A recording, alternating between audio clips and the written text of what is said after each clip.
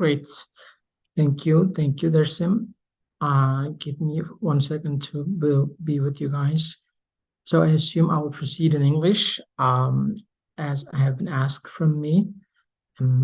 My name is Nejat. I'm a member of Kurdistan, have been that for many years, so it's a truly pleasure for me to be with you guys this evening during one out of many of Kurdistan Science Cafes, which is an extraordinary opportunity for anyone being linked to an internet connection to jump on very fruitful discussions and webinars on Zoom.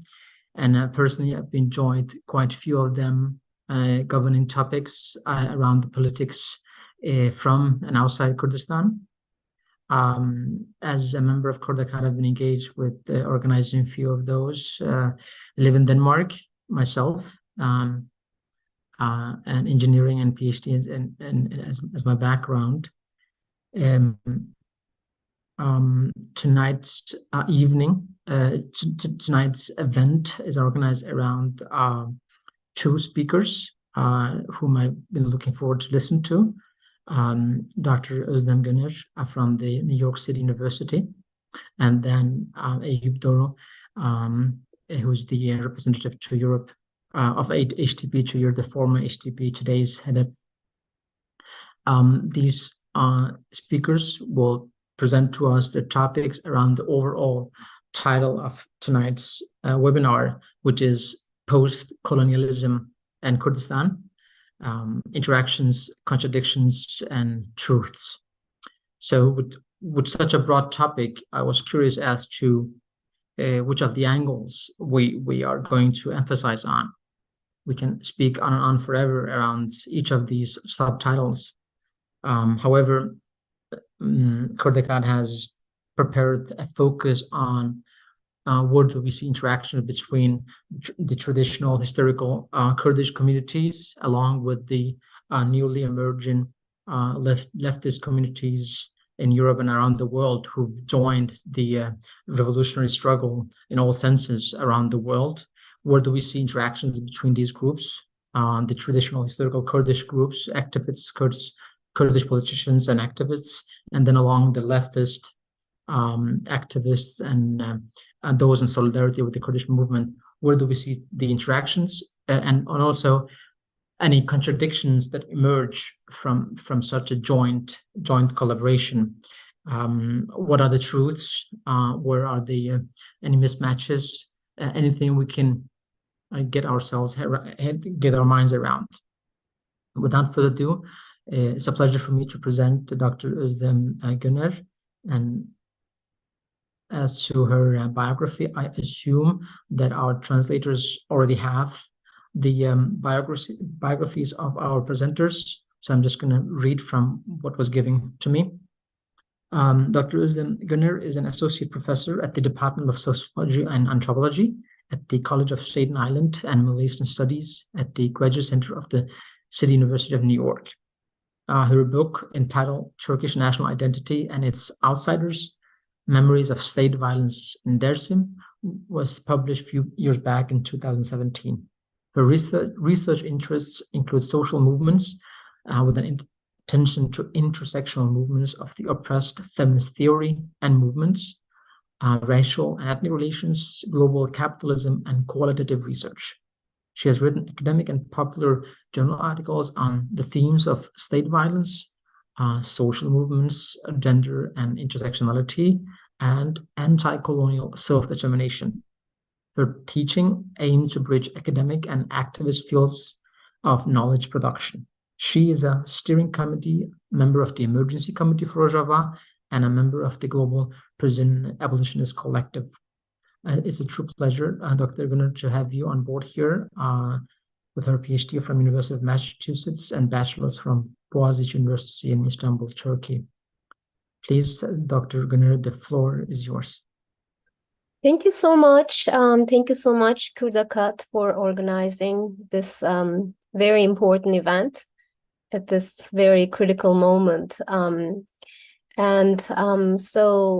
It's a pleasure to be here to be discussing this issue of colonialism, post-colonialism, And a question that I asked often, is there even a post-colonial status that we can refer to when it comes to Kurdistan?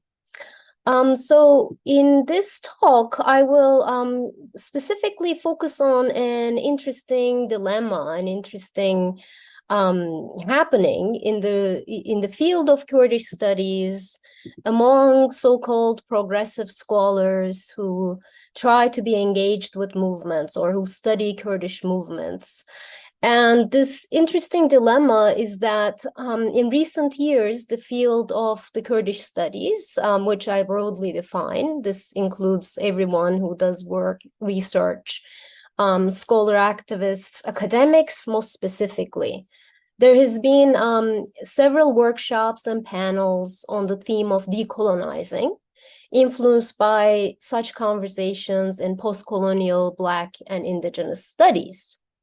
Interestingly, what makes it a dilemma is that many of these attempts in academic venues have not engaged with the question of the ongoing colonial status of Kurdistan and how this status impacts knowledge production in the first place.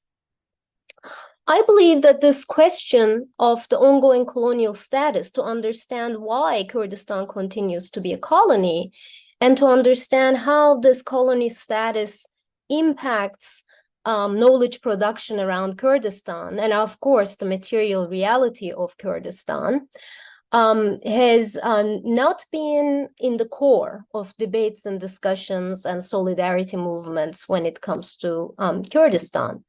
So I focus specifically on Bakur, and I focus specifically on how different academics and scholar activists approach the question of the Kurdish Workers' Party, because that seems to be where we see a lot of distancing from. There we see a lot of resistance to recognizing this movement as an anti-colonial movement, and there we see a lot of critiques on this movement without realizing the particular colonial status or the particular anti-colonial project that it has come out of.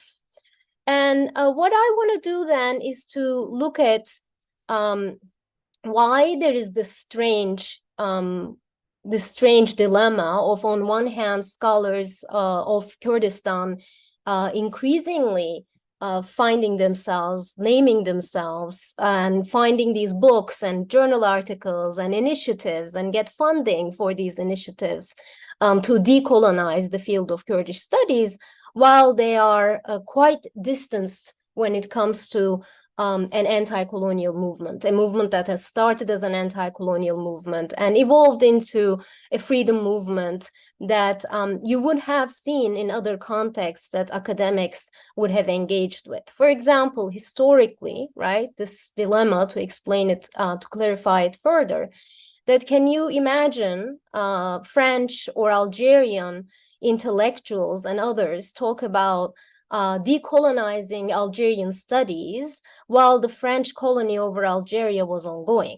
So that would have been strange, because scholars at that time were involved with the movements and were trying to build something together. Or if you look at the US civil rights movements, there is this explicit recognition of racism, but you see scholars, scholar activists, academics really involved in debates of deconstructing racism and building something new in place. So today we see the strange anxiety of engaging with the movements, and I explain this by looking at first why we should consider Kurdistan as a colony, like why that's so important, and why that's missing in academic circles, and how academic circles engaged with the question of Kurdistan, and especially with respect to the PKK, the Kurdish Freedom Movement, that's aligned also with the PKK,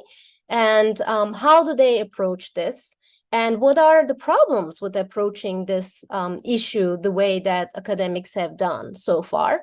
And I'll also deal with, since Nejati mentioned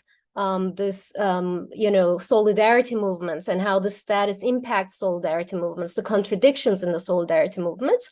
I've also will talk a little bit about how different segments of the left, although I don't like when people say the left because it's such a fuzzy phenomenon now that there's obviously so much diversity in the left, but especially those who call themselves progressives without having a clear material understanding of global capitalism and understanding of colonialism, disengage with an anti-colonial movement is a problem for me that I've engaged not only in my academic work, but also in our efforts to decolonize the material reality of Kurdistan. So in this sense, first of all, why is Kurdistan a colony? This seems like a simple, sometimes there's another strange dilemma here that people kind of assume that, okay, Kurdistan is a colony. But when it comes to, okay, how do you really decolonize the material reality of Kurdistan, there's a lot of shyness and anxiety.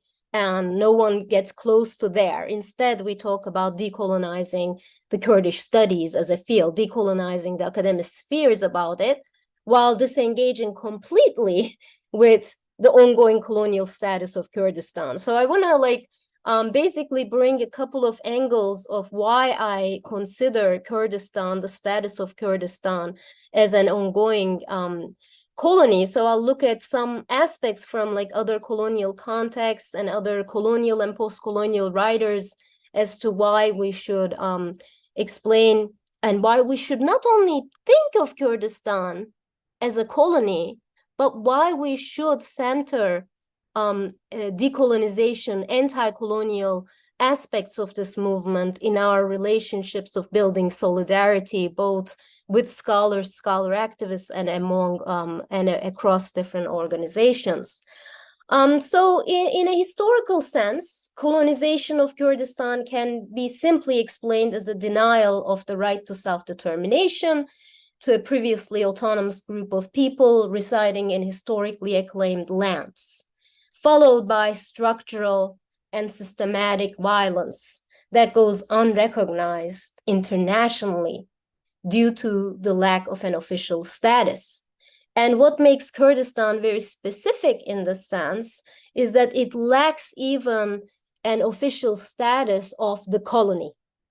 And that makes it, for example, and that distances some of the left from Kurdistan because it was never granted this official category of colony, which, although it was a relationship of oppression, that it granted some status and it then somehow made the anti-colonial, progressive, leftist groups to align with these other colonial contexts and in their anti-colonial struggles. So there's this strangeness in the sense that because the colonial powers of France and England, who were basically mapping the Middle East at that time, didn't even think of Kurdistan as a colony, that some of the left has followed the path of the colonizers of the Middle Eastern geography and have not engaged with the Kurdish anti-colonial movement. So this is a very strange dilemma for the left to take for granted of that status that's not even that of a colony.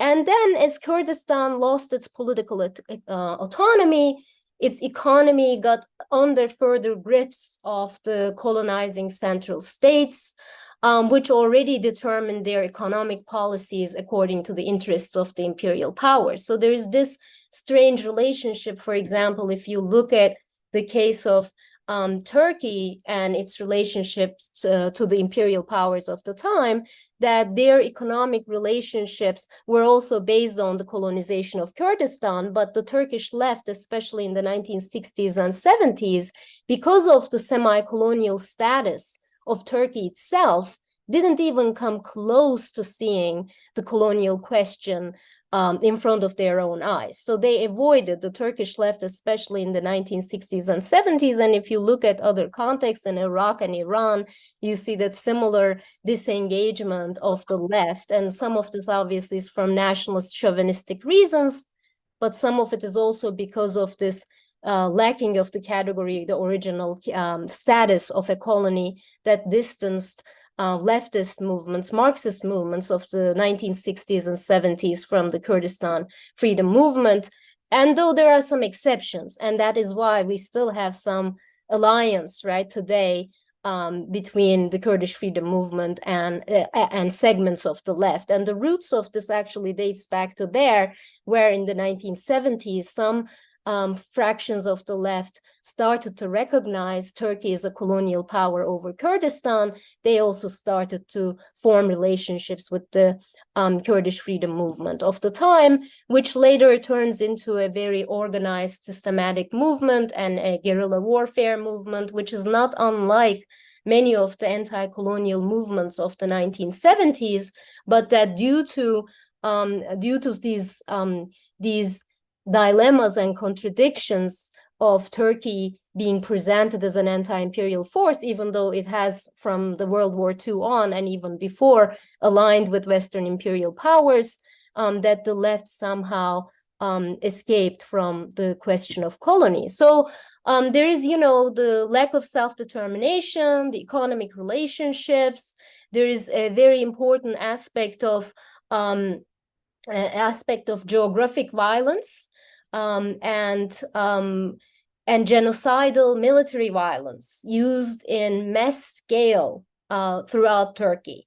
And I want to really emphasize this because we see this notion when people approach the Kurdish question. Sometimes they seem to approach it from good angles of human rights or law, or how these are like these dynamics are against international law.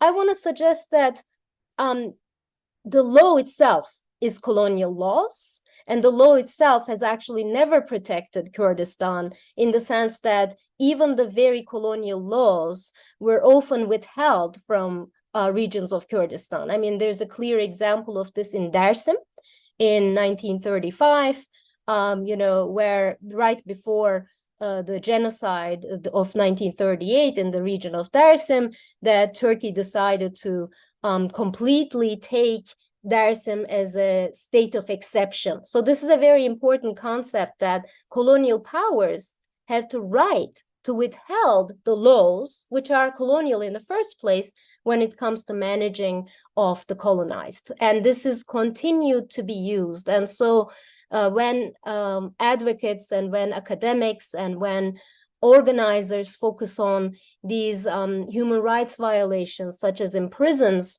and other places, I argue they fail to see that the laws themselves have already been based on colonialism. So we need a larger systematic critique of the status of colonialism itself, and mobilize laws and human rights only obviously in pragmatic terms, but then do not forget that what we're dealing with is much more foundational, systematic, and the violence we're dealing with is historical, systematic, structural, foundational colonial violence in this case. And it cannot be explained by these moments of a particular government, a particular regime applying violence and violating human rights of Kurdish populations. So that is important to see Kurdistan as a colonial issue. And that is very different from the trajectory of academic knowledge that was produced on Kurdistan starting from 1970s on. There was one exception to this knowledge production. It was Ismail Beşikçi in the 1970s. He termed the concept of international colony and wrote extensively on Kurdistan and faced decades of imprisonment in Turkish colonial prisons because of this concept that he derived from, again, other sociological examples. So, but following Beşikçi, we see this distancing in academic spheres from this language of colonization increasingly. And from 1970s, from after Beşikçi to all the way into 1990s, we see a complete silence in academic circles in their discussions of the region, right? We see these Turkey's East, or the problem of economic underdevelopment in the East. So Kurdistan completely gets out of the vocabulary. And obviously, for understandable reasons, Beşikçi was a case in point that if you were to engage with this question, you were going to lose your academic post and you were going to be imprisoned. And so that was a really good case. For example, Martin van Bernsen, who is known in the field of Kurdish studies, in his writings, talks about his field choice.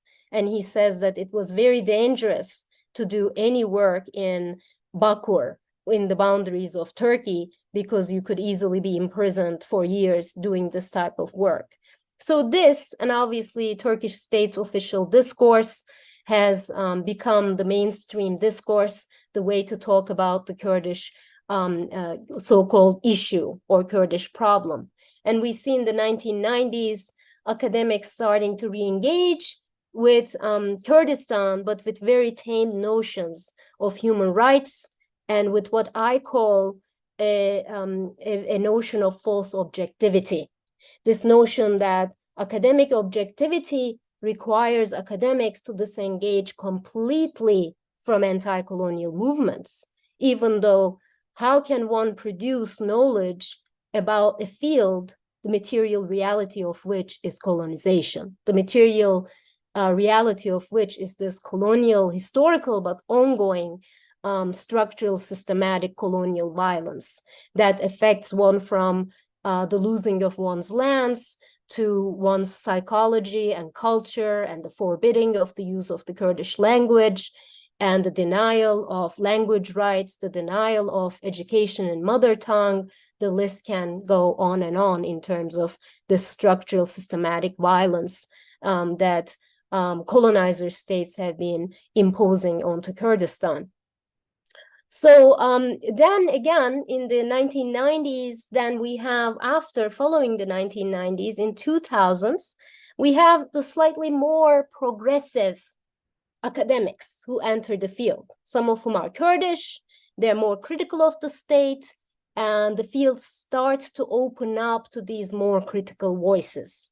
But my theory is here that even though these voices seem to be critical, the liberal academic setting has really delimited and tamed the language of solidarity from academics. That again, they use notions of human rights violations without, for example, recognizing the ongoing structural violence.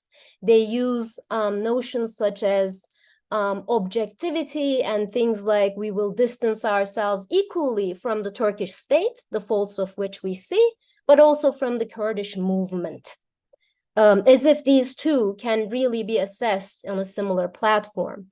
I mean, there's, much writing in anti-colonial solidarity movements as to how false it is, how wrong it is, how ideological it is to really equate state violence to the violence of the colonized, to the violence of the colonized that was used to break free from that colonial relationship.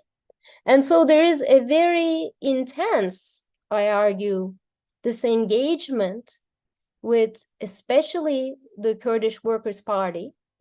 And this is because of the ideological internalization of state discourse of treating the Kurdish Worker Party as a terrorist organization without ever being critical of what terrorism means and how anti-colonial movements have historically used guerrilla movements, have historically used tools that are considered violent to self-defend and to break and to form movements of self-determination.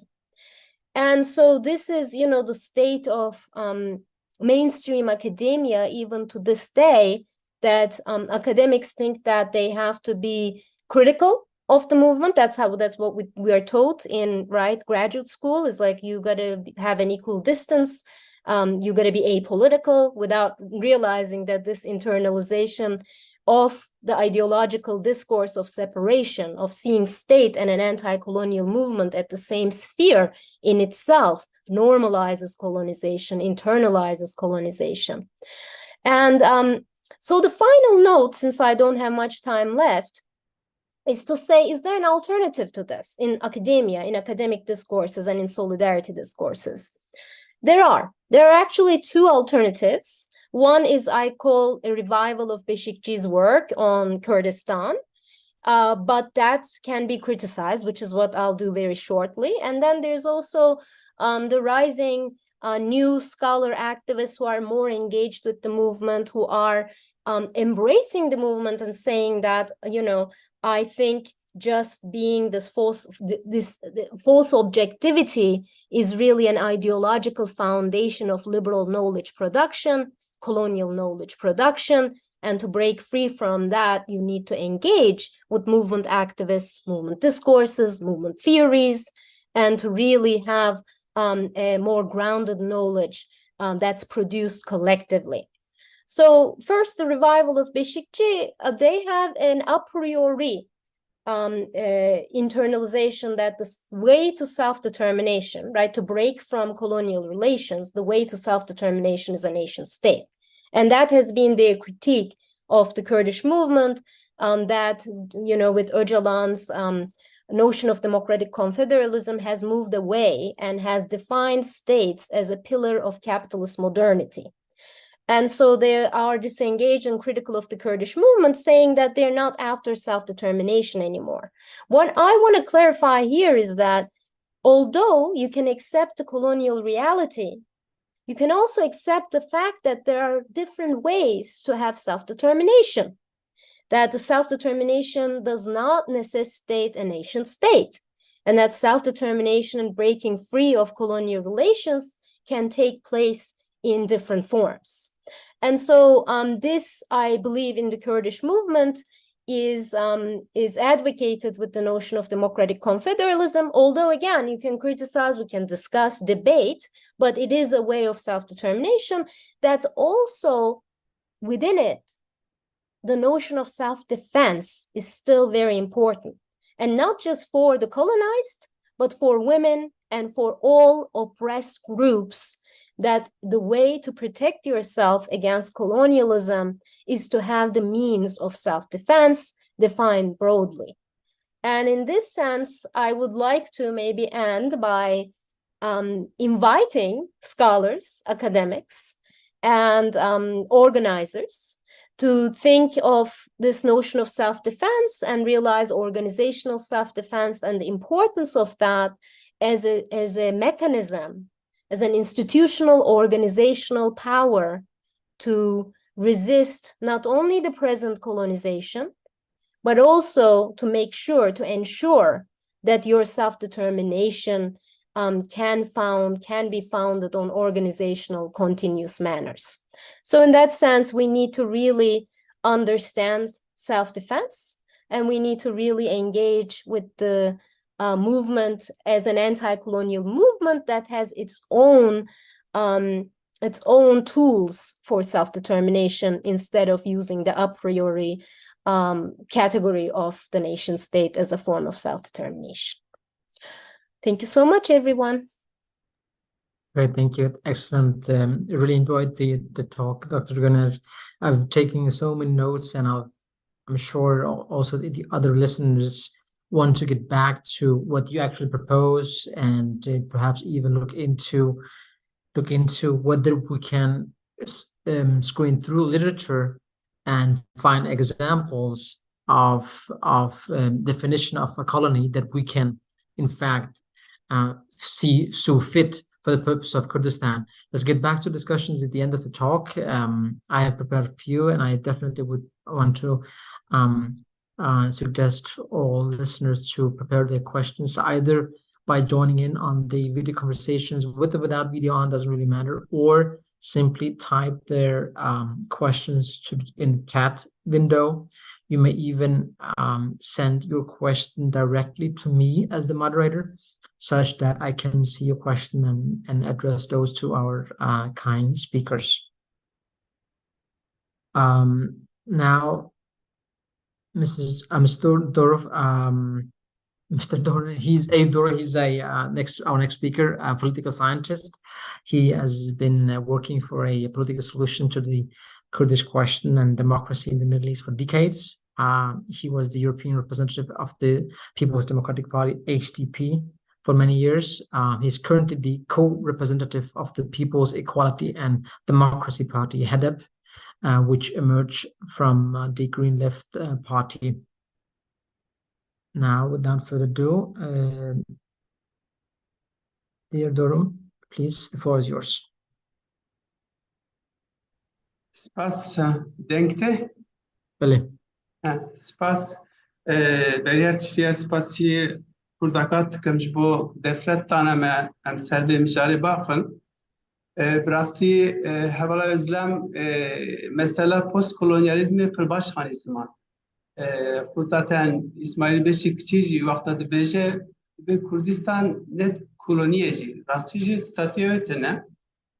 Aslında Kurdistan kolonika internasyonale. Ev kitêba İsmail Beşikçi vakta min alîkarî kir ve vergerî İspanî kir em gelekî servê mijarê Kurd bûn yani çima Kurdistan rastî jî qet statûke wê wisa tune.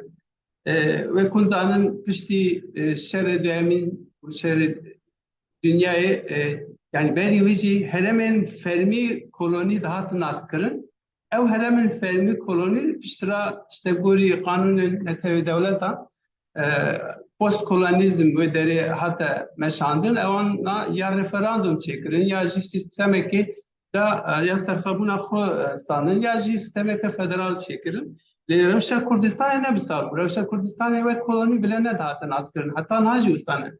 Her çıkas na Kurdistan başvuru Kurdistan da sistemeki federal hebeci navnetevi da rasti disa vakta mijartene ve hendadı be yani. Bu ekeşi ezbim habata aliyen ve meselede yani postkolonizm yani Kurdistan ve koloni naskırna ve ezbim mühim akademisyenime serveya بخابتر ويبدنا ناسكرني مثلا أوي مثلا حزام نسوس حيشة ديادة زونيفرسيتي دخلت يعني أوي دخلت ألمانيا يونيفرسيتي دابو تاني أستا هي ودرس هذيك منزان قشسان مزبوك كملك كردي يعني جروبك كردي شيء بكن طبعا لا ذكر يعني أم تركيا أم vatandaşı أبيدس تاني جبوك أم بنا سروكي grubeke Kurdaya Asya'da ya Hundawana.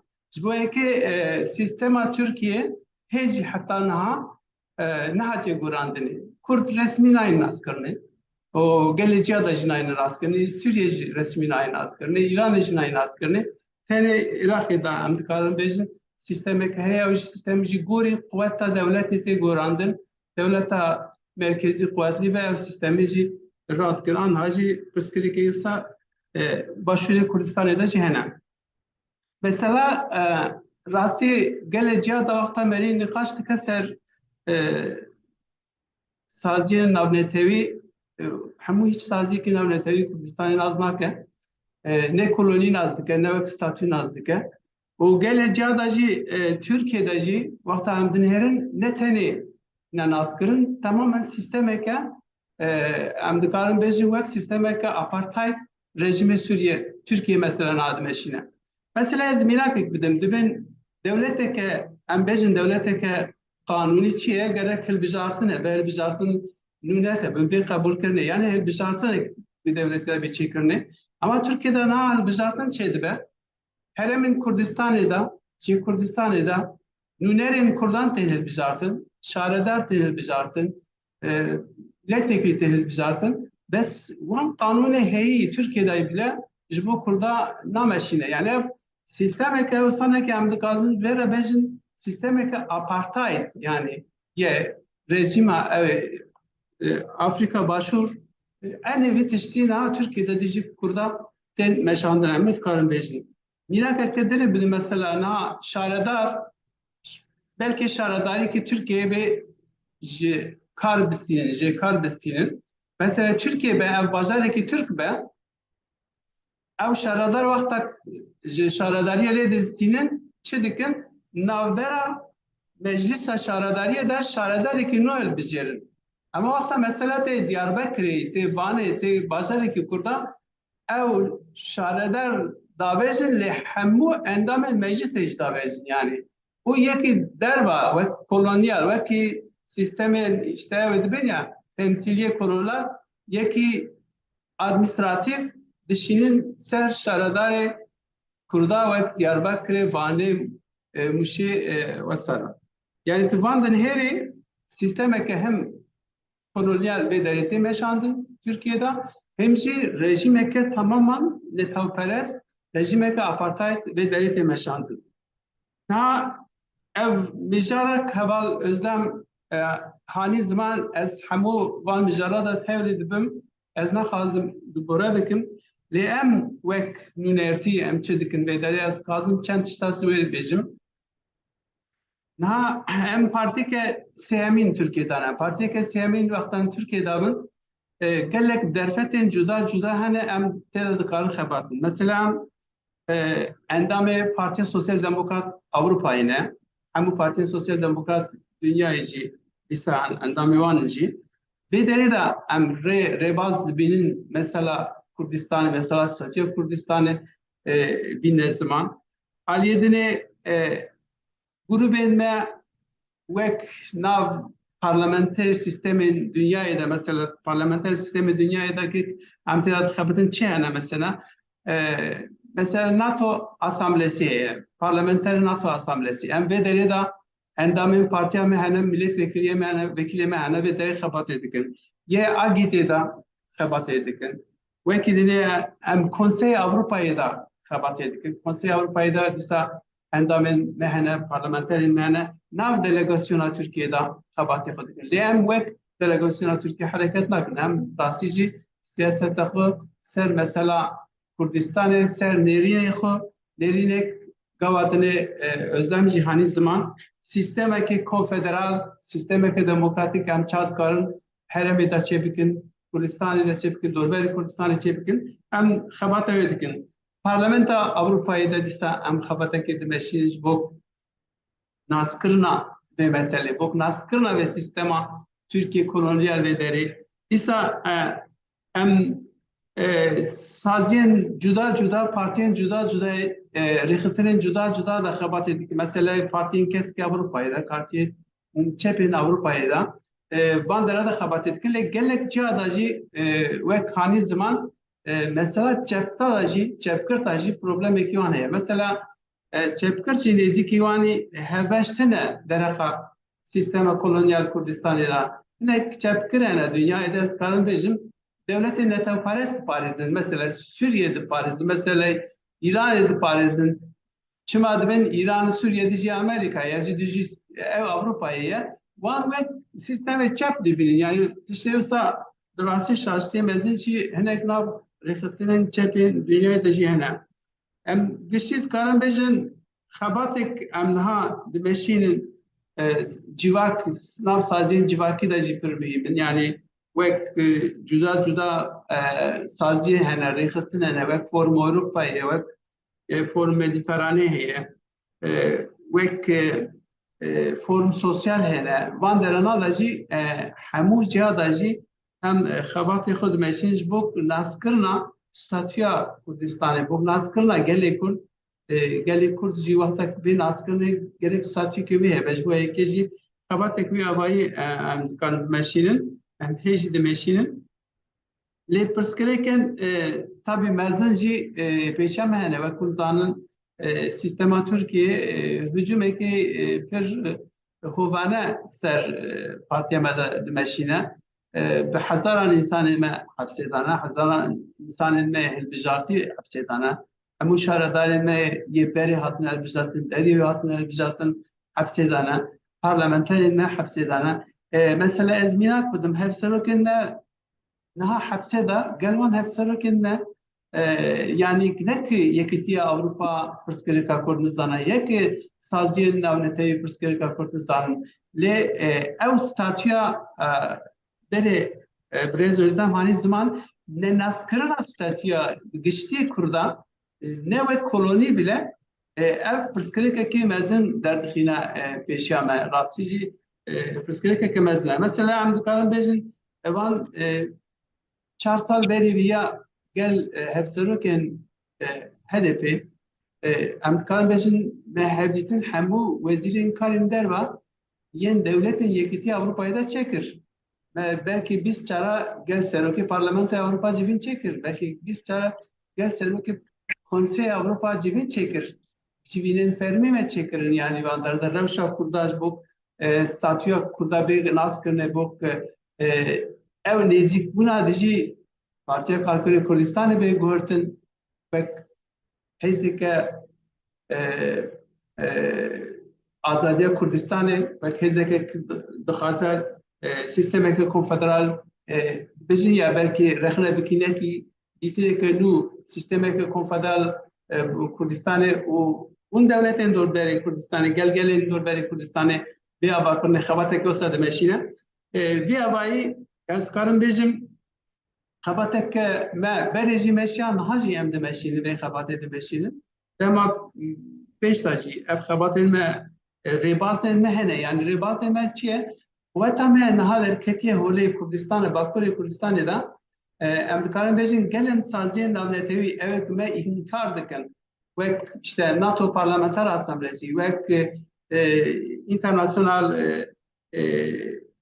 Union Parlamenterên Dünyayê wek saziyên gelek saziyên cîhanê yek dewletên Türk wek grubên xwe parlamenter dikeve wan derinde hemû wan gruban da parlamenterên me nûnerê me heye em wan derede her derî da pirsgirêka Kurd, pirsgirêka gelê Kurdistanê, pirsgirêka demokrasiyê, pirsgirêka azadiyê, pirsgirêka azadiya jinan tîn ne ziman nêrînê me cuda cuda ser rewşa rojhilata navîn tîn ne ziman ew derfet hene yani ev derfetên me nûne Parlamentoya Avrupayê de jî wisa Konseya Avrupayê de jî wisa ne û saziyên cuda cuda yên navnetewî de jî wisa ne yani ew xebata gelê Kurd ew berxwedana gelê Kurd heta asekê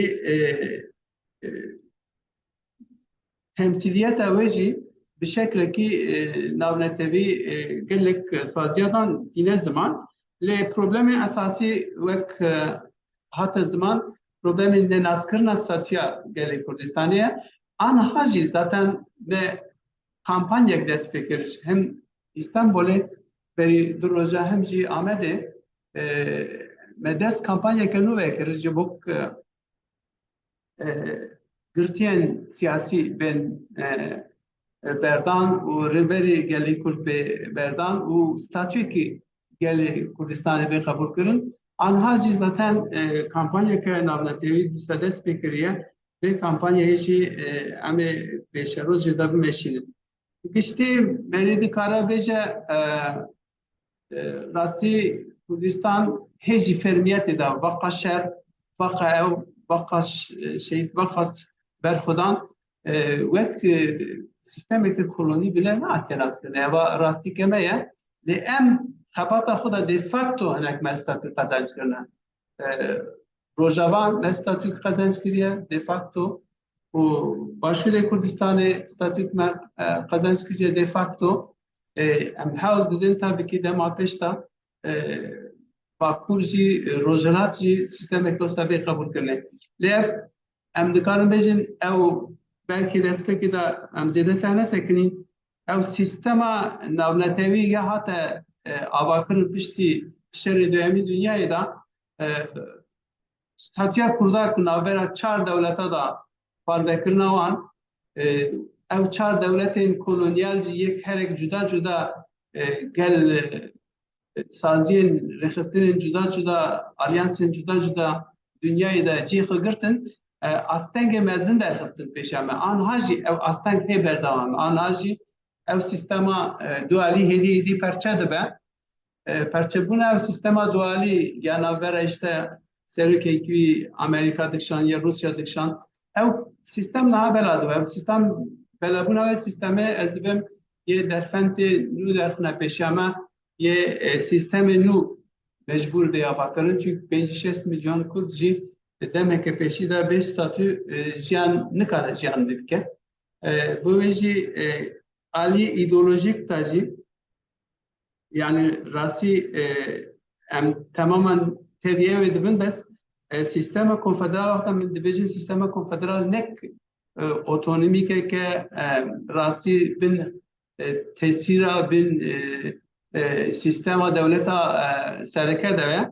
em rojava jî ve dibinin rojava rasti şekleki ser bixwe yani helemin na dest kurda da helemin azadın ne tesira hükümeta Suriye ser wan heramatine yani وقت عم بسا konfederalizma demokratik dikin em besa rasti konfederalizma gala dikin nek gelekser asteke bilinde be gelek dini asteke berjer be yani ev sisteme em dixazin sistemeke konfederal be her gel wekhevi nav sistemi da demokrasi da jiyan bike leker çene be mafak gelek Kurdistan jî یه که ببینن به سیستم که خو رشد نابین در چه کرد از به دلیل خافنا خو تمام دکم زده ام جرب نپرسا başladı.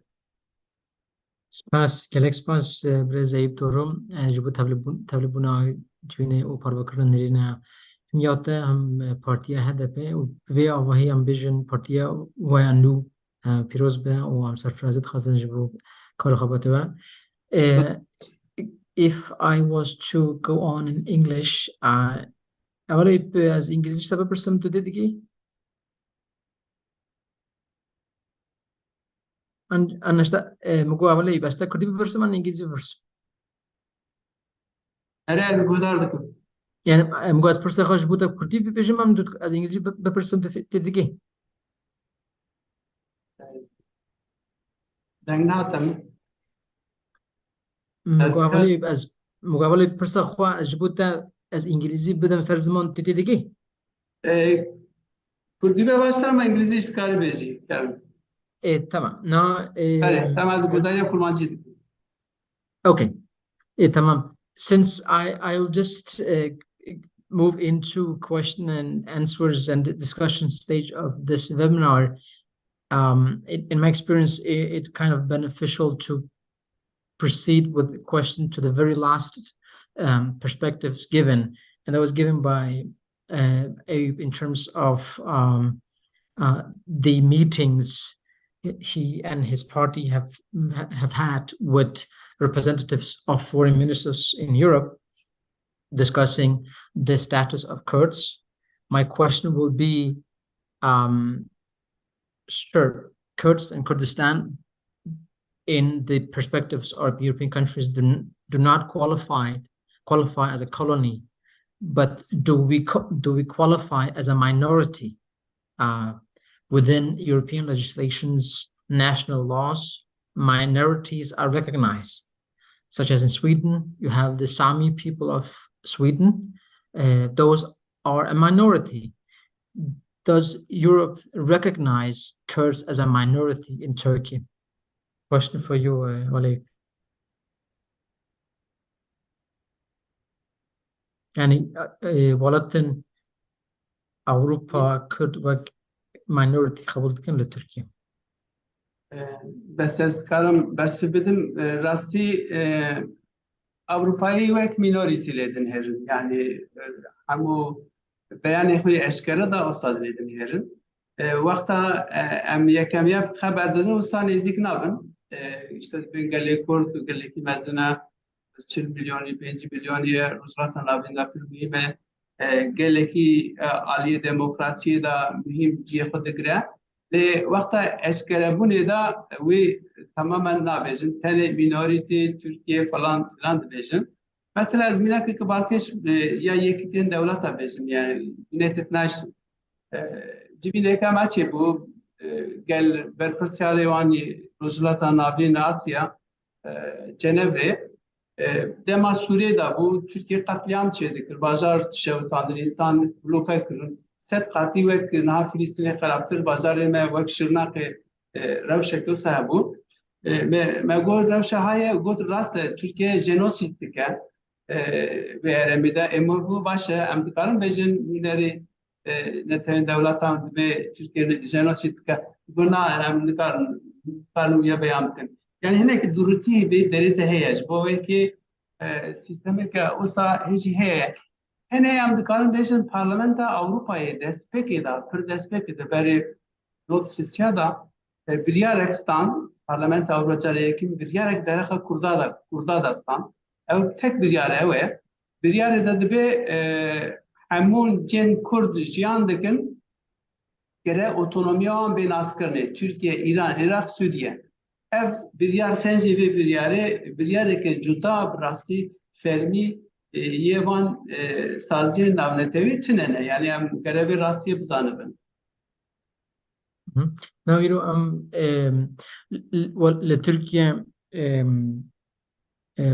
حكومات تركيا سالفاغارا ست ساليا كمان خدكن او فيجا مناد واقفن وبيكمان جي كمان تركيا لسر تنكرنا وإنكار كرنا كردا واتي أو كرن بس سانك بفكرداي أو نقبل كرنا كردا بتركيا بنقرداي يعني شوية يا دولة إنكو كمان تركيا سازي كرنا وبشكري ده نفس السرداوي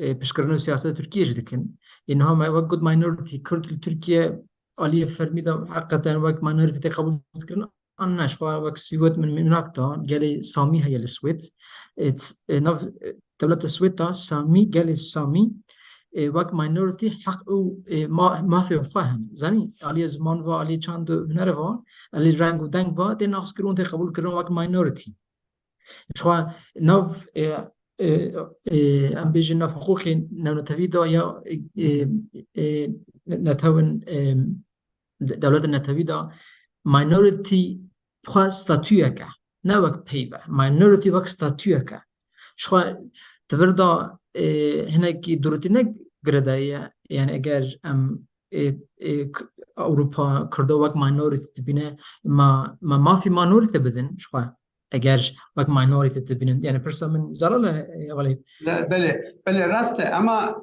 دیسا ام بعد گرنا مسئله postkolonialism Kurd وقت minority bile nayne naskerne em görevi bizanıbın çünkü وقت minority ben naskerne minority ben naskerne gelek mafyavan fermi hene insanın işte şartta yekitiya Konsey Avrupa'ya minority şartı ve hene ye United Nations है, Nations Unies है, minority حقیقاً نه وزن وقت حق minority هناك ده هاتن زیاده کردن جبوك پرسکری که هناك جلا نابرین دولت عند برزیلیا işte علیه نوی دولت لاتین آمریکایدا نه جل هناك نابرین دولت دانش جبوه هناك او ما فين minority هاتن زیاده کردن يعني جل United Nations. Naha Türkiye Brasi ve jinaznak. Türkiye tane mesela Yahudiya evnaz minority Ermeniya nazka minority Grek yani Yunan nazka le Kürt ve minority bilen ay nazkanış. Bu ekeji evun nasnema Doktor İsmail Beşikçi rast yani ve Kürt statüke bine kolonializm tane yani Türk statüantine. Bu eke de facto ماتش قبول کردن دانه قبول کردن یعنی وقتی نه مثلا آمریکا روزاوا فرمیناز نکه و استاتوی راز نکه دولتین اروپایی و داره کردا او پاراستن دیجیتایشه اما هی کسی یک دولتی که روزاوا ناز نکه دیه فرمیتی دا جبوی که با کل کردستان داجی ام چخازی بخازنجی او ستاتوی هنات یا ناز کنه ترکیه وقت minority bile naz نکه çünkü minority naz بکه جدیسا ما فهم بینگهی هنه yani ما که زمان هه ما فهم پرورده هه وانشتا ترکیه نخازه بده فرمیتی دا. Now there is the reason why I kind of emphasize the contradiction lying in our selection of words defining Kurds as a minority or as a colony really relies in my interest in should we limit ourselves with any of the terms given by colonial rules? The term minority is a term given and shared by colonial powers as they fit. So they define the Samis of Sweden as a minority, because they see that fit and provide those rights and recognition that comes along. Other peoples across the, let's say, Northern African countries were colonies, and they are recognized as colonies, and today they share a post-colonial status. So given the history of how Europe and the colonial powers kind of exploit the term minority and colony, why should we go back and start defining Kurdistan as a colony? Because as one from your talk, my understanding is that, well, if we start calling Kurdistan as a colony, we will gain force, we will gain some kind of leverage in this struggle. But I wanna challenge that a little bit. Yeah, I mean, so I think it depends on the angle you take, and I'm kind of like rejecting the angle that you want to take in terms of like international relations, because I think I'm more interested in my work, both academic work and activist work, in terms of building movements together, building anti-colonial, anti-capitalist movements together, and here as well, like progressive movements. So like, for example, the asking of Europe and the US to recognize Kurds as minorities, it could be, as I said, from the angle of minority rights, human rights. It seems like a positive thing, and it is, like, right, like to stop, for example, Erdogan's attacks into Rojava as right now, as we speak, to prevent the destruction of infrastructure and lives and a large feminist movement there, right? Like these can have potential gains, but I feel like in the long term, where we can gain from is building of these anti-colonial, anti-capitalist relationships with the progressive organizations in the diaspora countries that we live in. Because when it comes to Europe and the US, their record of human rights to their own citizens and so-called minorities are, devastating. I mean, what is the US built upon? It's built upon the extermination of the indigenous populations and racism against Black people that continues to this day, and criminalization of Black populations, Black and brown populations to this day.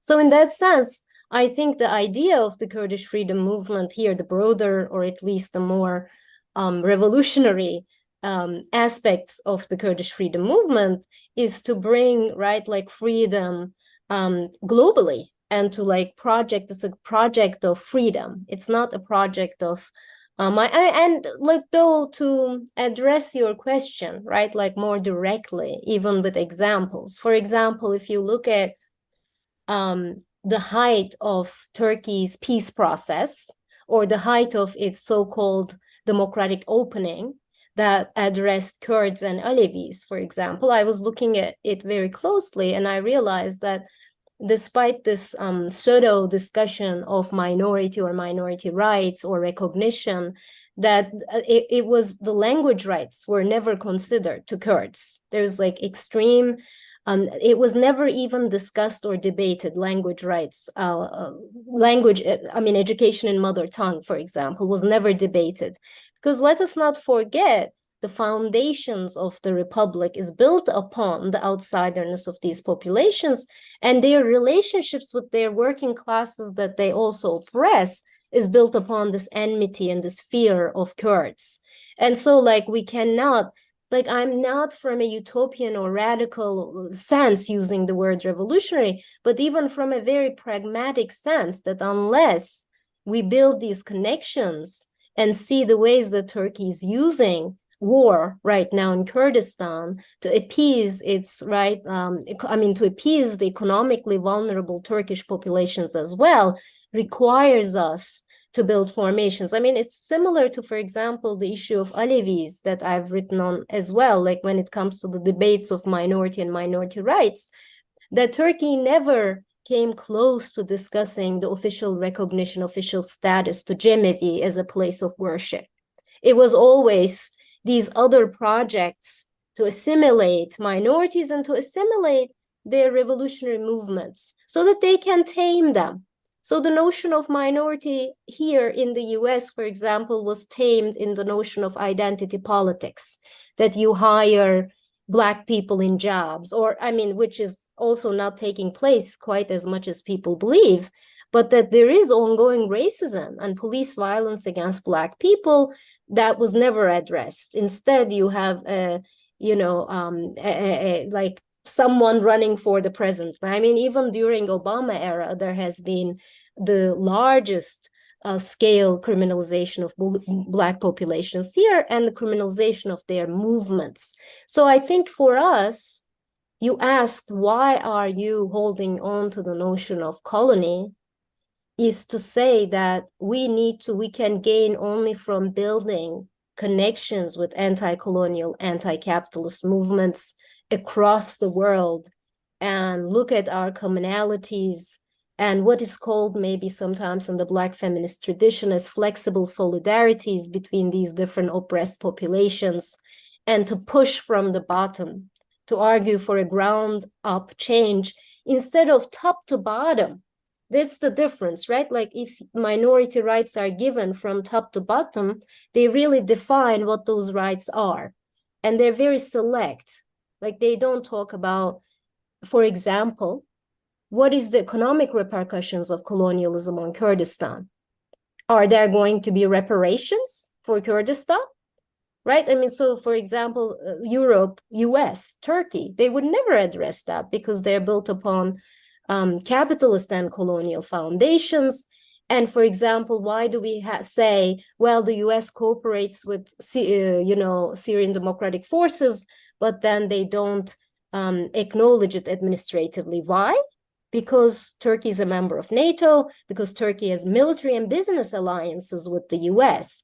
So like, that is why I want to emphasize, like when I use these terms, it might sound too utopian or not pragmatic, but actually it is the most pragmatic line to go in the long term, is to realize that as long as these systems persist, they're not going to grant official recognition to our democratic confederalist projects. And that is why there is need to have this vocabulary to build from the ground and between different movements, not just at the level of states and us, but build across the movements from the ground here.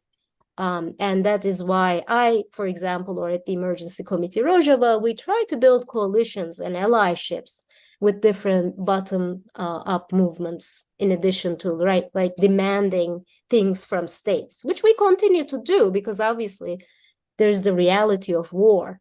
And when it gets intense, you try to stop it with whatever means you have. And that means at this point in time is the states. So I'm not avoiding that as a pragmatic venture, but I think that's not where we're going to gain in the longer term. Now, I'm actually curious about that. There is, in terms of the flexible solidarity that may come along in between anti-colonial movements, anyone who is representing people being suppressed, anyone struggling and fighting for democratic and human rights causes, joining forces against colonial powers. I'm curious as to the contradictions that may emerge, and that you touched upon shortly in terms of that in the initial talk, and you touched upon the false objectivity that you see among scholars, even those who recently tried to engage with the issue of Kurdistan. I foresee a little bit of a risk. Would you imagine? Can you give me right in this? What's your opinion on my critique here, or my perspective, being that any of those forces that join any of those movements who join forces with Kurds, they bring in the mentality, the notion of being a colonized minority people. I mean, in other words, do we risk a post-colonial approach among those in solidarity with Kurds when they engage with the Kurdish freedom movement in one way or another? Do we risk that they bring in a post-colonial approach? Do we risk those recently, any Europeans recently start speaking Kurdish, bring in not only ability to speak Kurdish, but also a post-colonial approach to, on view on the Kurdish people. Is there such a risk from your angle? I mean, I'm going to try to approach this the way that I understand what you mean by the post-colonial risk. There are many contradictions. I mean, one of the contradictions is that, again, scholars accept this purity, expect purity and innocence from the oppressed. And this is something I criticized in various work, that in order to support something, a movement, a people's, they need to be always right and always doing the correct things according to my political correctness.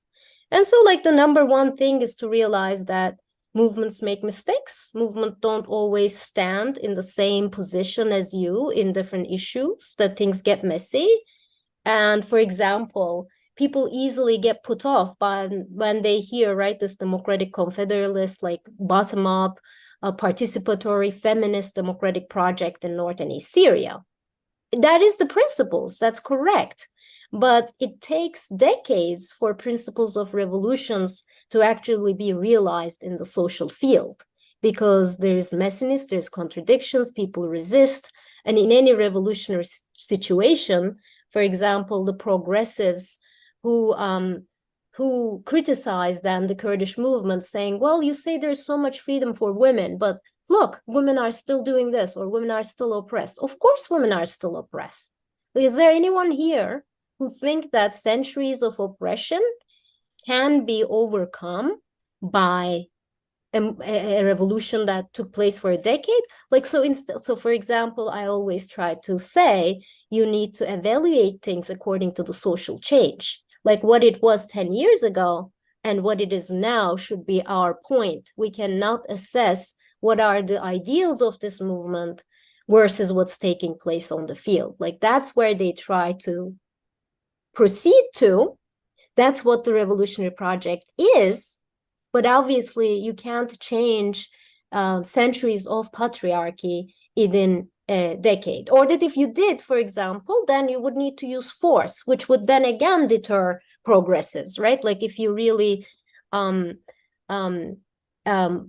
arrest men who abuse their wives, right? You can't do that because then you need to solve it differently. Alternative justice or community justice takes place in its own course, that there are measures and there are logistics of how to use this, but this expectation of purity from the movements that have changed so much and that has transformed the social reality so much, but not yet to their potential.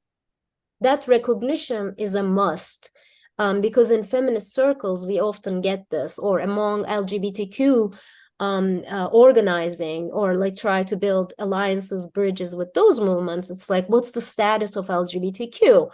And so do you see things as binary then? There are all these critiques that don't necessarily see the realities on the ground and the transformation that the movements have gained over time. They're tremendous, really. If you look at where it started, where the society started and where it's gone. And another large contradiction in the US context has been the fact that the US has allied with Northeast Syria, and for a lot of anti-imperialist left here in the US involvement anywhere is a red signal. So this is another thing that we're working on. And for example, I always say, well, let's build solidarity among movements then, so that our movements do not require these states to self-defend. Because it's the reality on the ground that if the US forces were removed from North and East Syria, the US, the Turkish attacks in the region would triple. And it's already so bad that the US creates a buffer zone there. But for our movement, it's something to keep in mind that what does US involvement here mean? And what does it mean in terms of our politics and political goals? And how can we make sure that we have our political vision while aligning with, undemocratic, imperialist state?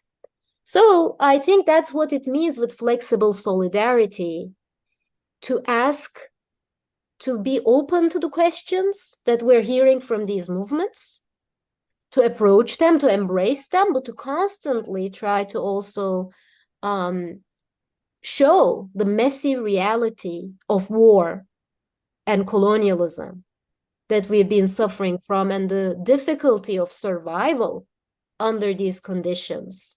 And also, right, like Kurdish, for example, with the Zapatistas, you have seen like the lefts all over the US really went there hand in hand, like tried to protect that revolution, which didn't happen here in the case of Rojava for many reasons. And that is the reason why, for example, the US as a country and military presence in the Northeast Syria had to be there really for the, so there are no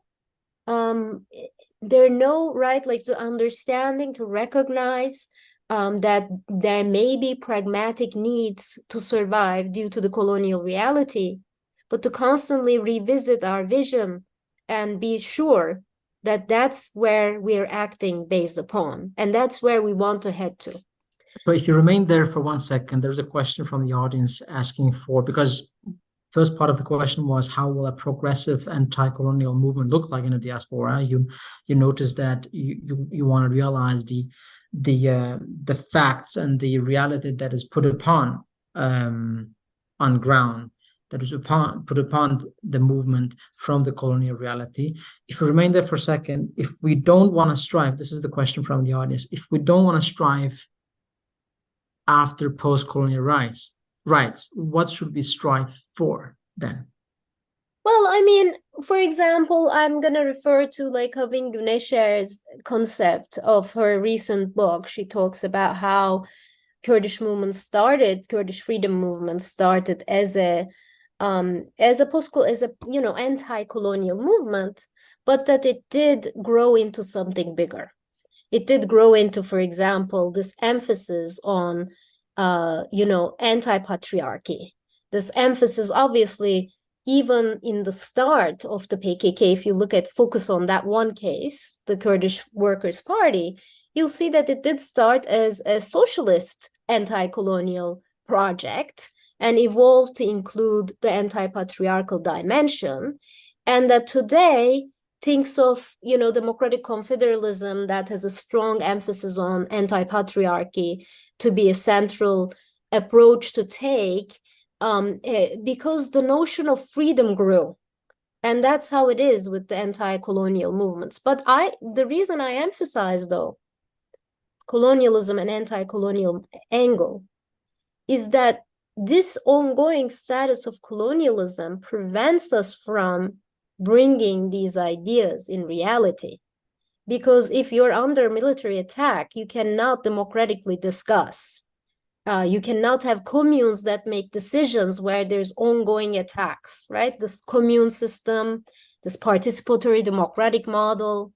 And also, for example, this is also, I think, very important to realize that at this moment in time, for example, Turkey's attacks into North and East Syria are not only due to Turkey's colonial aspirations, it's also it's a femicide against the women's movement that tries to free itself, and that has grown into a regional and even a global notion, right? When the slogan of Xinjiang Azadi became globalized, that's because it has a feminist vision there that's like embraced by the rest of the world. So at this point in time, when Turkey is attacking North and East Syria, obviously it's attacking Kurds. Obviously it's attacking this as a colonial power in the region, but it's also directly targeting, for example, it's not a coincidence that they are choosing women leaders of the movement and targeting them. I mean, Havrin Khalef, just this summer, we had like two very important leaders being killed, co-chairs, women being threatened all the time because they have already envisioned a broader freedom movement beyond anti-colonialism. But we shouldn't forget that colonialism has been threatening it. It's the colonial status that's threatening it. And that's why we need to still put an emphasis on colonial violence. I think I'm going to end there because there may be also questions to There is Eyüp, a question for you. As this is from Ceren Türkmen on the call here, as we're talking about the contradictions of the Kurdish struggle and politics, how is HEDEP addressing the question of the colonizers' parliament in future?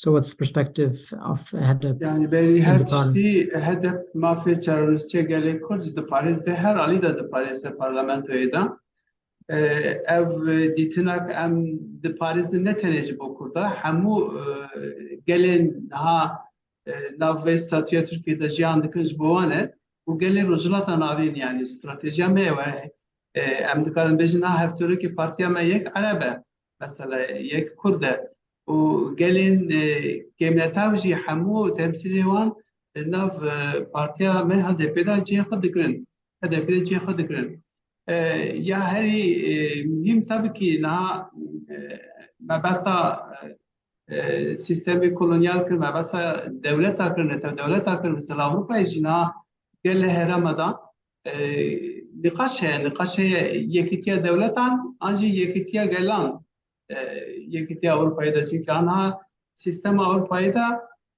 سیستم یکیتی دولتانه اما گلی باس کجی دخوازه خوبی را نشان بده گلی کاتالان جی دخوازه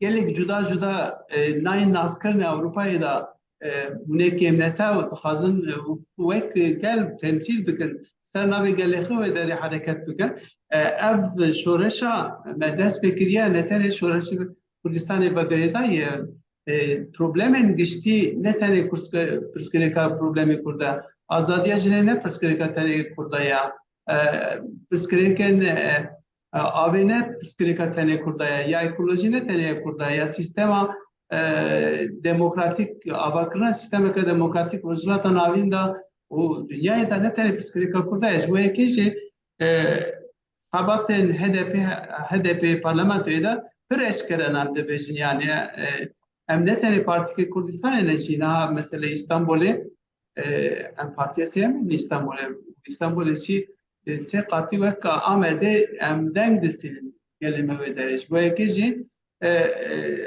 em tane ve Kurdistan lenanerin le em dixazın sistemi hamu bugurinin ev Almanca ve gavadını heval Özlem ji basker sistemi ke demokratik konfederal ve sistemi de Paris evana ditine mene ama tabii ki devleta rejima AKP ve nahası ki rejima faşist rejima ki tamamen neteoperest u alikari vaci neteoperest ve MHP falan evana tabii ki nahasın sistemi ki demokratik Ruslardan avinda Türkiye'de ve avakırne bu ekeci hücumi rojavadıkın yani inaken demokrasi ki derive hücum dikin Almancevan pan Türkizm heye ev Almanca xuji tücar hindane kırna kuatevan hebe yeveji bikin mesela hat demek ki da Bakırı Kurdistan'da da her tiştesime da bu yani şaralar desmedim parlamenter desmedim hem saziyen sivil desmedim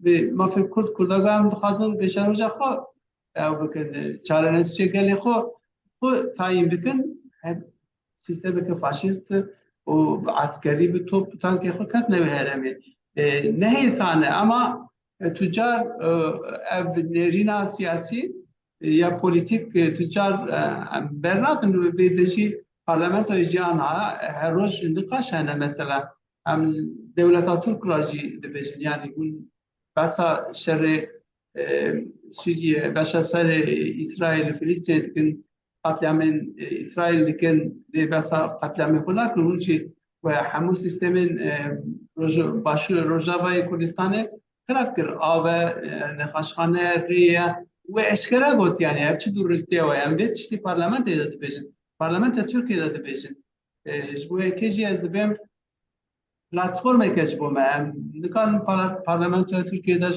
شورش شکن شورش ancak gerçek yani خبطها جلاده لی پارلمانت وک پلاتفورم کی وک تمثیل گلی کرد و گلندنه ye demokrasiye hereme da preşkere parlamenteriyet ne zaman her alici bir veya de Paris'in veki gavadın emin goçi van nerine ko em nafsaziye nemletevi da işte Paris'in çünkü nav sistema Türkiye'de guri kuatame همون delegasyonun Türkiye'de hem şey xwedikiriz. Bu ekeci em vek ideolojiya resmi ya devleta Türkiye nafın.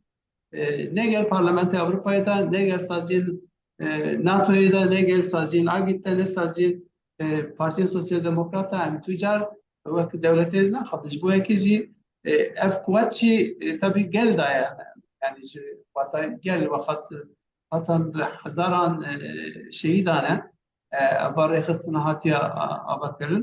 شبیه که دم هون چیزانن بحث کردی Türkiye gel Partiye Karkırın Kürdistan'da bir salan hevlitin çekir. Devletin Avrupa'yı naverkirin. Devletin Avrupa'yı naverkirin.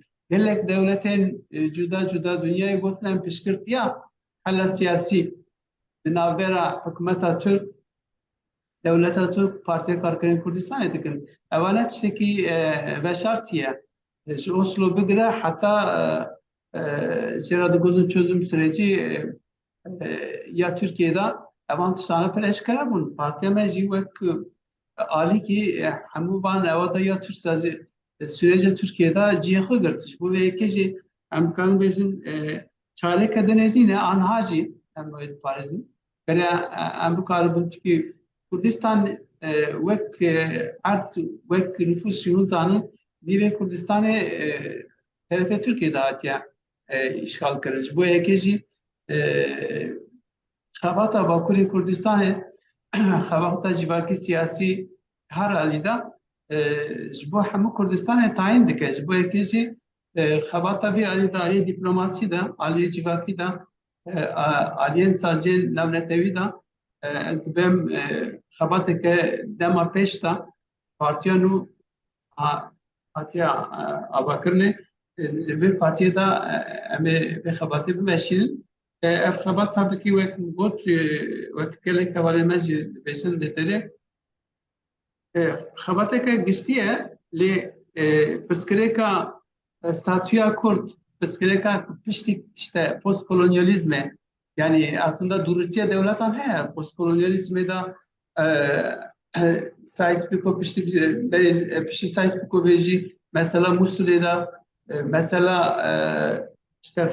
işte Fransız'da Beri Lozan'da psikolojik Kürt şekli ki hatiyan askırne yani gela referandum çevirkirana çene kırna referandum Musul'da Kürt ziretirin u dıxazın hükümet akız çevirkin devlet akız çevirkin mesela Sevrede de bir pişti sale ki Kurd eğer bir yer bidin devlet akışı bikin dikkat çekin esna ama hene ama ev durutiya perspektifin aburi stratejik ve ev her du çeperin cuda navneteyi hatun abakırne pişti şehri demin dünyayı ev statüya Kurda tamamen tünekir yani ev bu ve koloni bile ne hatne naskırne ev gotine hoşi gibi pekirin yani bu ekşi set sala Lozan'ı demne çünkü Lozan'ı medisane god yani Kürt'ten bederine hamu partinin Kürt hatne bederi am fazla statüye hoşebkin şerre statüye Kürt'a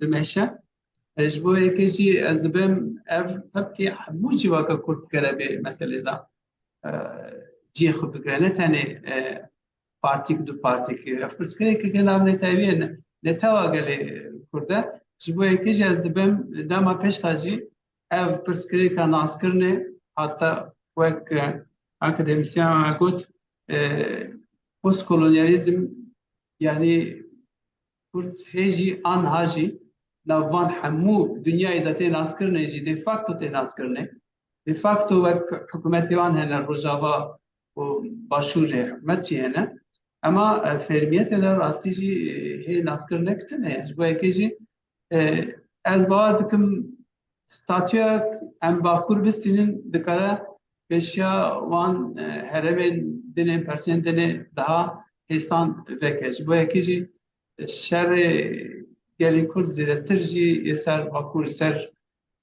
sistema na faşist haza hereme hamud dike bin desti xo ye dijiwe گرانی ویالی ده بمشهد.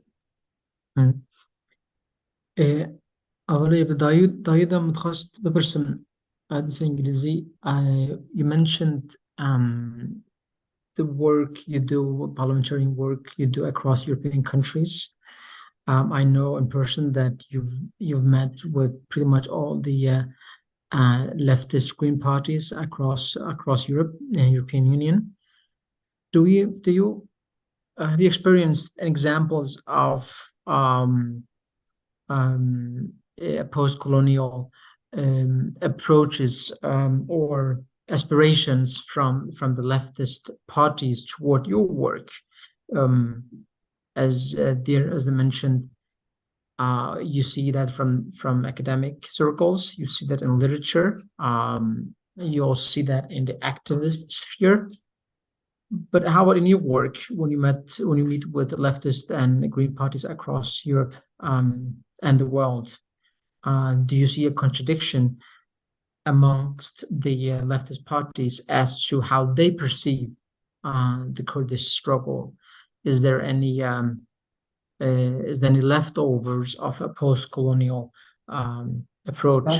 يعني هناك بارتين تبي تشاب وك كردستان وك كولوني بينن يعني هناك هنا يعني بارتي وك بس قسمك تشابين كلاسيك بنا دو باش باشك جبو برسبيليكا روجاوا دبن كرد عليكري أمريكا دكن وجبو يكيجي سوريا وإيران بروغريسيستن وكدني أف بيناك أف ديترن هناك قال بارتين كوميست كلاسيكي أوروبا دانا وقال لك جي قال بارتين لاتين أمريكاني يعني تشابي لاتين أمريكاني أف راستي نزيكونه كبرشاشة يعني نزيكونه كبرشاشة هاتنا أمريكا إنها دسته كلها تجيبو نه هاتنا روسيا إنها دسته كلها تجيبو وإيران Türkiye, Suriyeci ne devletin demokratik ne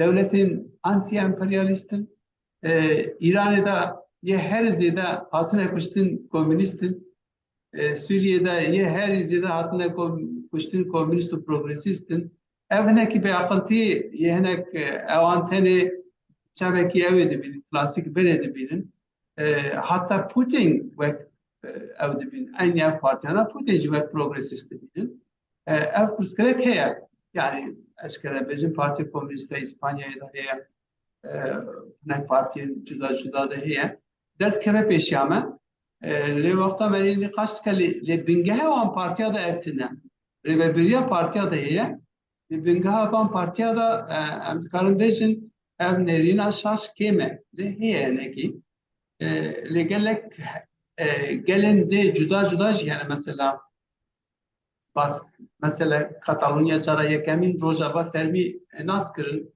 hükümete an her çıkası otonom meci ve hükümete otonom me gotunem meta Rojava nas kır yani karın bezin gelek heremin otonom hene Avrupa'ya da psikolojik kurdu ve psikolojik koloni de bilin yani ve sistemik kolonyal de bilin yani Kurdistan ve koloni nazikın İşte ki işte binak da baskıdır, Flandr, bedeli Belçika'ya, Ali Flandr, aynı üyavayı neziktir. Bu püskürtü dinle hesa azadiye gelek Kurdistan'ı.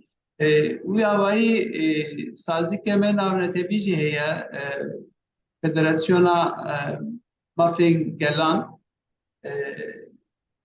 ve da sivil zedetir gel navi خواته دا جی دکره گلک گلن لاتین امریکا اوتوکتون جی خو نافه فدراسیون دکرن هم جی وکرد نافه فدراسیون جی خو دکرن alternatif juda hene tabii ki ama devlet bercevan diye خود Paris yani bu ki her çıkas parlamento Avrupa mesela pıskreka Afrika'da parlamento Avrupa bir yerde go Türkiye işgal diye jenosit diye şey geliyor ama devlet ki Avrupa'yı abone gut yani ama parlamenta Avrupa'yı ev bir yerde aç bu ikici bercevandiyen devleta gele çara dahil yani gelek minak van xebatê de dîtin serokê Komîsyona Karê Derve ya Parlamentoya Avrupayê niha Almanya'da daha ew bû yani teqawut bû ez karim bêjim gela car bu Türkiye totalman antidemokratik ya ve em gote kelemke çapamani rejişe digona nikarim bêjim yani çima berjewandiyên dewleta heye yani bu ki وەک ستاتونای ناسکردنê Özlem got eger statûneyê naskirnê kes naxwaze dijî işte devletên herêmê devletê herêmê jî ne devletekî biçûk in yani İran devleteke hegemoniye Rusya'nın avinde Türkiye devleteke hegemoniye Arap hemû pirsgirêka Kurd tên cem hev ji bo yekê bi rastî jî wek İsmail Beşikçî jî got yani Abata azadiya gelê Kurdistanê wisa hêsan nîne yani bi hemû ev berjewandî top dibin tu dewlet Avrupayê de ez naz nakim van hemû dewleta bide hemberî xwe bo Kurda biparêze ji bo yekê jî xebat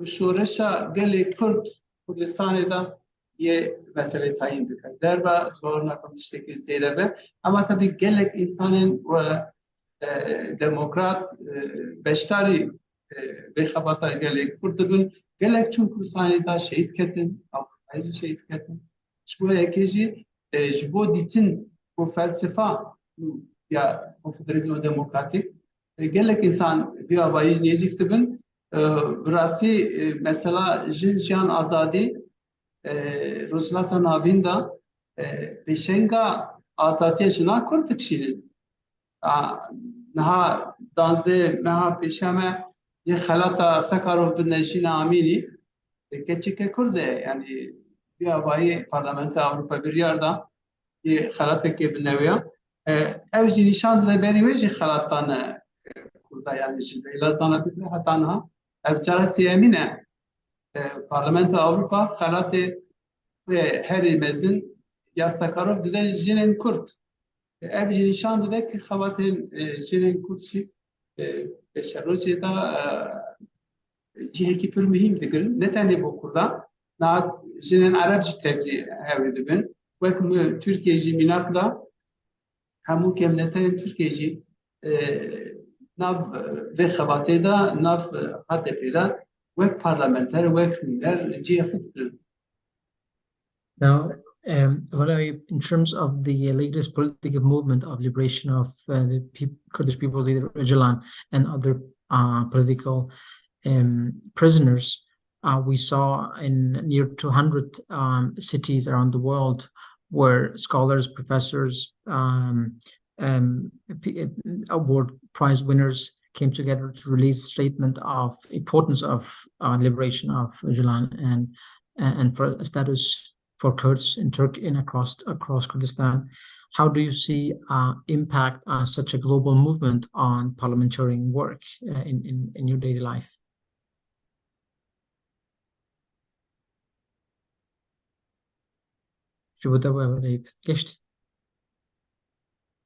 Niha em vê meselê wek bi destpêkê de ji got me hem İstanbulê hem Diyarbekirê Amedê me ev kampanya dest pê kir û navnetî jî em kampanya berê dest pê kir zaten gelê cihata saziyên cuda cuda piştgirtî danê parlamentoyê jî bira me civîneke çepemenî darxistî bû gelê dewletan civînê çepemenî çêbûn em niha pêşerojê dixwazin heyeteke parlamenter jî bişîn Bakurê Kurdistanê Tirkiye ji bo vê meselê bo girtiyan Tirkiye gelek ji bo girtiyan gerek berdin mesela mînaka Selahattin Demirtaşê mînaka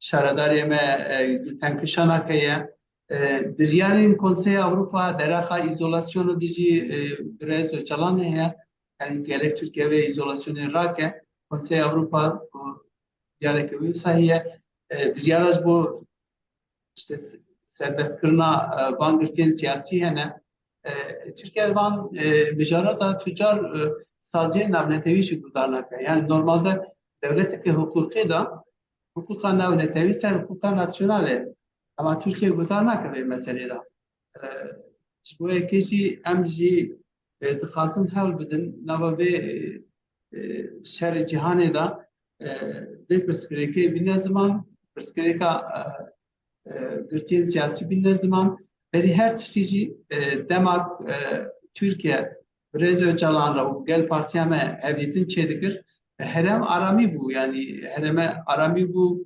revşeke Amerikanın bejin nikaşın ser siyasi nikaşın demokrasi hebun ve piştik izolasyonun ha heci şer bakure Kurdistan'da da hazaran insanın ne yani hazaran insan mecbur bana terk neden var. Bu kişi afperskreka Türkiye'nin siyasi و گرتین آزادی خبات همه پیشروجی در یه قسم یکم بکره یعنی همون خبات این باکور نرتی مدر با امی سربان مثلا یکمی نفسک. Thank you very much, Direk. Now I'm going to forward the last question to you, dear Özlem, and then I will, as a moderator, thank off for tonight's webinar and let Dersim, on behalf of the board of Kurdakat, put a word or two on the ending of this. The question to you, dear Özlem, is the following. I would like to ask, why don't we connect Kurdish studies, especially from a social anthropological angle, with indigenous studies? A question by Sefiras. Thanks for the question.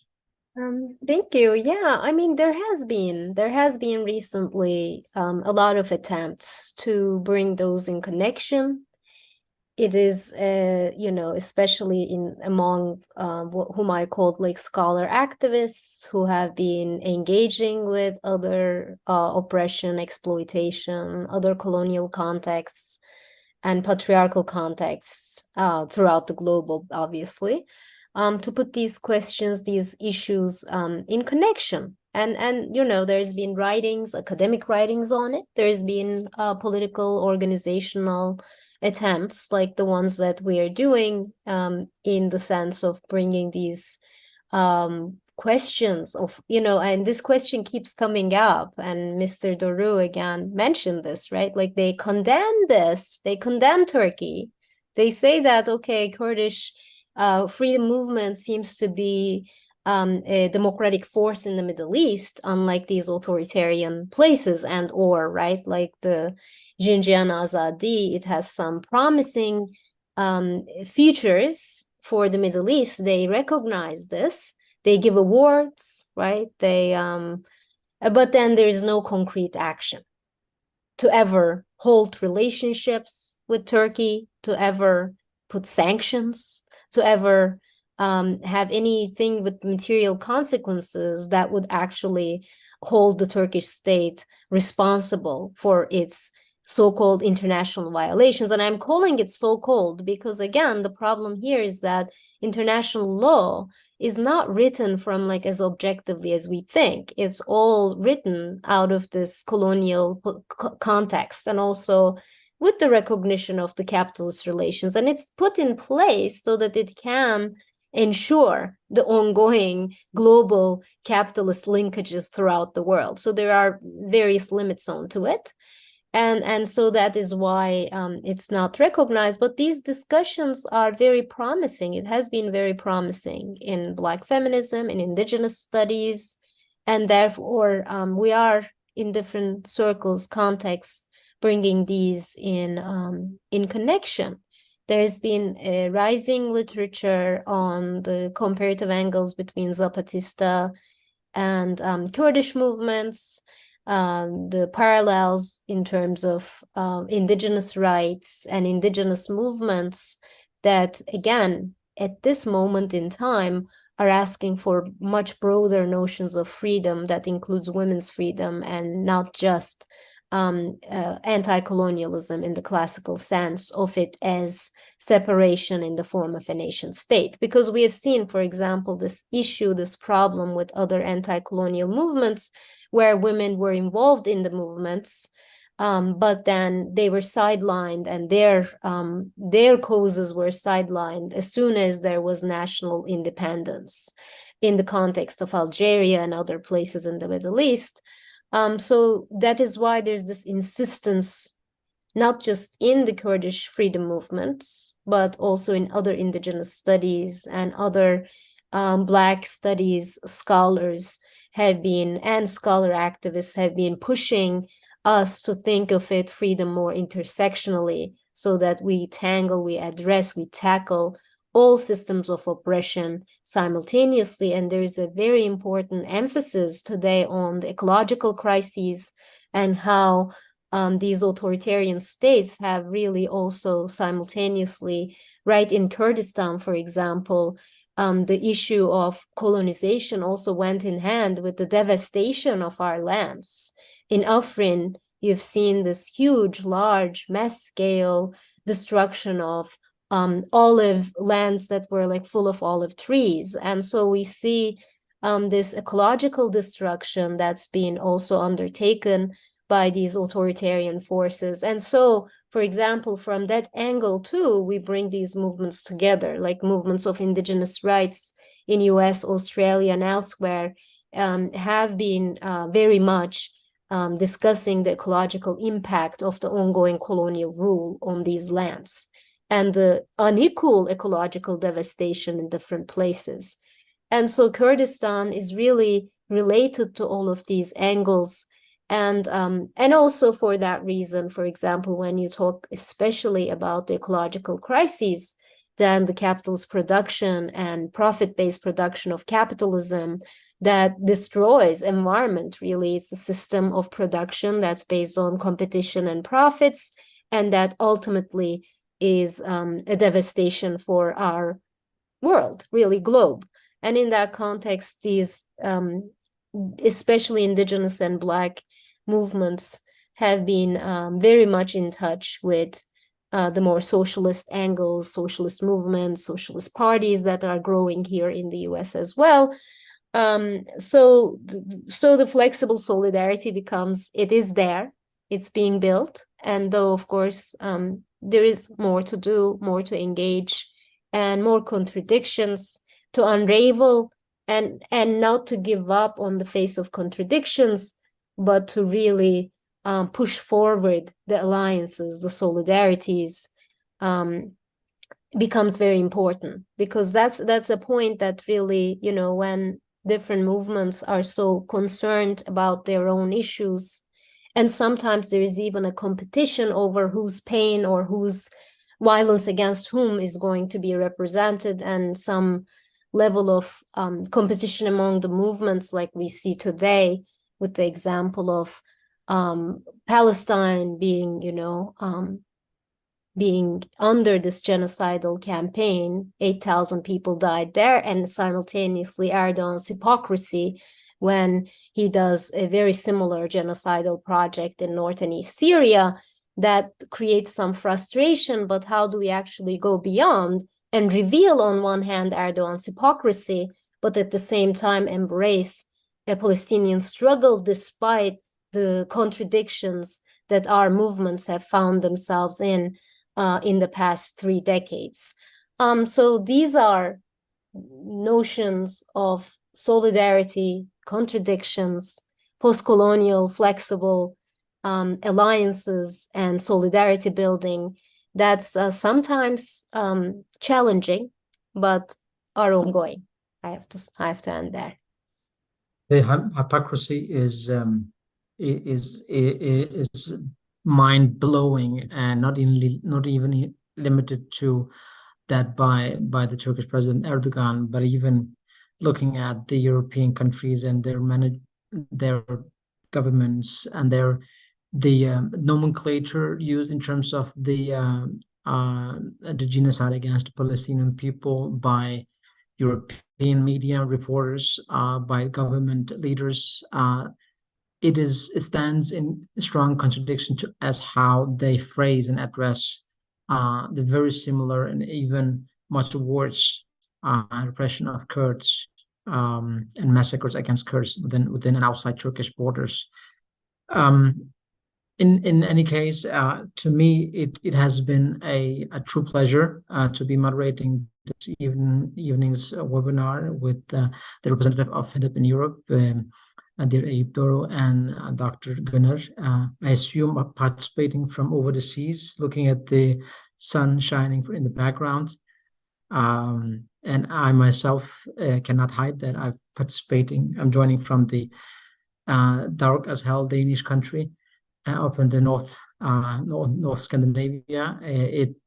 With that said, it's the strength of Kurdakat to be able to put all of us, near 20 participants together during tonight's webinar.